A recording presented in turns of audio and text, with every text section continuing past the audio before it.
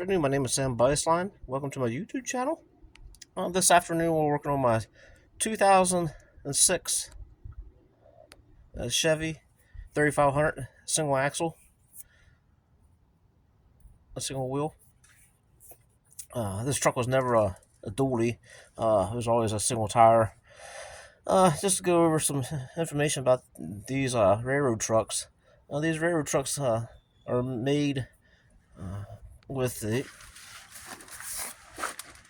offset heavy-duty rim a GMC made, and then a aftermarket company who makes the rail gear actually makes the adapter plate. So by doing that, what it does, it offsets the tire and lines the tread up right here, which lines it up down here. It's obviously the railroad rail is right here. That's where the rail is running at.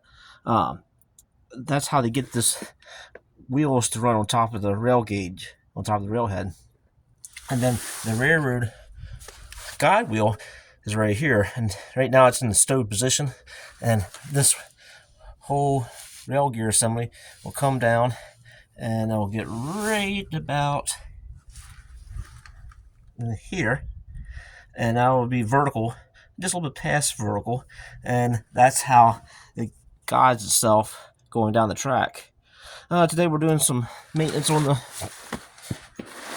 truck. I have this side here had a leaky hub seal with the 90 weight, so I ended up smelling the 90 weight, and so what I have to do is I have to take this all back apart and make sure that the hub axle seal goes in correctly. Some things I can work on, like I said, I'm just a parts changer, and there's some things I can do and some things I can't do.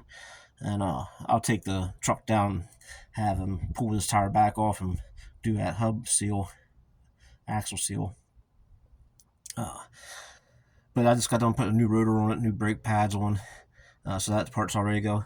Now, one thing I do is in the railroad industry, we're always taught to do everything heavy all the time. So even here at home, I'll go ahead and I got railroad tie butts, sawed them down with a chainsaw over the years, and a crib up underneath my vehicle here, and I keep a bottle jack, so that way, you know, I'm here by myself. The last thing I want to do is have a vehicle come down on the ground on top of me. So it's just an insurance. It's just one thing I always do. I don't rely on the big stands at all. I just use the tie butts. I saw them up all day long at the railroad. So also too, just a little bit of information about these Hyrail trucks.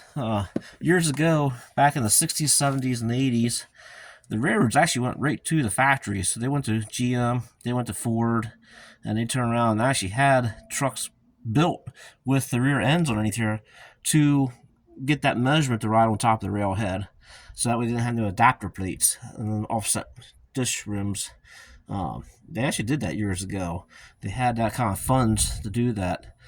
Nowadays they just go ahead and they actually put on bud wheels, and they're made out of aluminum, and I'll never run them on this truck. It's just too light of a rim for the weight and all the mileage I got. So this truck here has almost 500,000 miles on, believe it or not. It's getting pretty close to it. It's working on it. So we'll do some more maintenance to it, and I'll do some more videos about these railroad trucks.